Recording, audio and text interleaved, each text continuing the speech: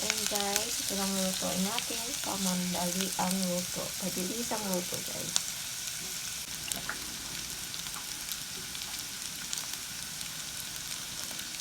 Yung pasta natin, guys. Ayan.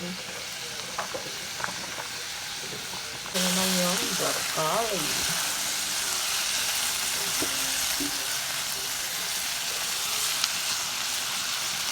Ayan ang mozzarella cheese.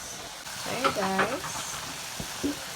Alasaw lang natin yung cheese. Ayan. Para na-mix natin yung lasa.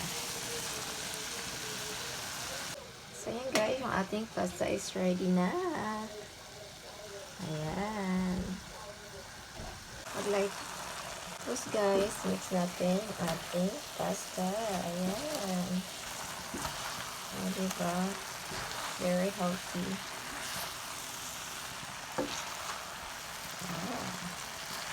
Bacon siya guys. May broccoli. Lagay tayo ng konting olive oil. Ayan. Para mas lalong masarap. Ayan siya guys. Bongacious. So ito na guys yung ating pasta. Ayan. With broccoli guys. Ayan. Lagyan natin siya ng parmesan. Ooh, so healthy and yummy.